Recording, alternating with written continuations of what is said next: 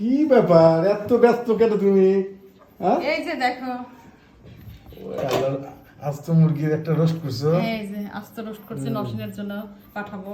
তো কালকে আম্মা যাবে ঢাকাতে, নাতনির বাড়ি যাবে আমার মা। সবকিছু রান্না করছে যে টিকিয়া বানাবো। রাতে কিন্তু সবকিছু করে রাখতেছে, কালকে সকাল 9টার দিকে আম্মা ঢাকাতে যাবে। তো রোস্ট করছে, এটা বেরিয়ে ফেলবো আর টিকিয়াগুলো বানাই ফেলবো, আর অন্য যা আছে সেগুলো তো কালকে ঠিকঠাক করবো। তুমি মেয়ের জন্য এটা বানাই দিচ্ছ? করছি, ঈদের মধ্যে আসে নাই, তো আমি এই জন্য ভাবলাম যে রোস্ট করে দিই। এই যে সুতো কাটা হয় নাই, আচ্ছা সুতো কেটে দিই। হ্যাঁ, মেয়ে ঈদের মধ্যে আসে না দেখে তুমি এত কিছু রান্না করে মেয়েকে দিচ্ছ। পোলা রান্না করতে চাইছিলাম, তা নসিব না করছে, যে বলছে আম্মু পোলা রান্না করে রাখি। এটা কি করবা? ওটাতে টিকিয়া বানাবো।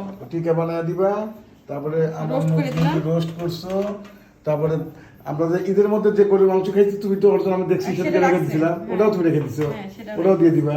হ্যাঁ, এখন টিকিয়াগুলো বানাই ফেলবো। তুমি হ্যাঁ তাই কই, মায়ের ভালোবাসা কাকে বলে? রাত্রেই করে রাখছি। দূরে আছে দেখে মানে কোনো কিছু খাইলে তার আত্মার মধ্যে পড়ে। আমার কয়েকদিন ধরে বলতেছে যদি কেউ যাইতো তাহলে মেয়ের জন্য এইগুলো আমি রান্না করে দিতাম।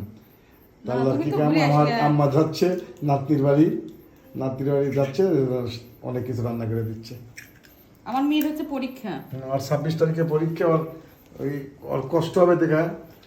আমার মা যাচ্ছে নাতনির ওখানে কিছুটা সাপোর্ট করার, আমিও 4 দিন থেকে আসছি। সবকিছু বানাই নাই, আসলে রাত্রেই বানাচ্ছি, কালকে সকালে যাবে। তারপর কি দিচ্ছ? ডিম ভেঙে? হ্যাঁ, ডিম দিলে ভালো হয়। আচ্ছা আচ্ছা, এটা হচ্ছে টিকিয়া গরুর মাংসের। এটা মুরগির মাংস দিয়ে করলে অনেক মজা হয়। সকাল 9টায় গাড়ি, সকালে কিন্তু উঠতে হবে, অ্যালার্ম দিয়ে থিও। আরো কিন্তু অন্য কিছু রান্না করছি, মশলা করছি। মশলাগুলো তো অনেকগুলো করছো। আমি আমার তো তখন জিরা আনতে বলছো, আর আদা আর পেঁয়াজ, ওগুলো সব বাইটে রাখছি, আর অনেক কিছু ওগুলো সব বাইটে রাখছি। এখন এটা করে রেখে দেব হচ্ছে। এটা কি কাঁচাতে দিবা না? হ্যাঁ, ভেজে যেন খেতে পারে না? হ্যাঁ হ্যাঁ। ও তুমি এখান থেকে ভেজে দিবে না? এইখানে ডিম দিয়ে একদম কোটিং করে দেব। ঠিক আছে, এখন বানায় ফেলি। রোস্টটা কিন্তু খুব সেম বেরিয়েছে, খুব।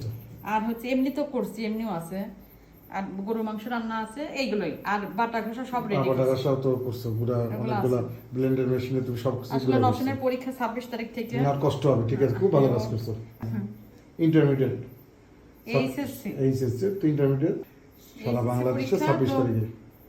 তো ওর জন্য কষ্ট না হয়, নসনের আব্বু ঘুরে আসলো, কালকে আম্মা যাচ্ছে। আম্মা মনে হয় 15 দিনের মতন, কয়দিন থাকবে তাও জানি না, 12-13 দিন থাকবে। 10-12 দিন থাকবে।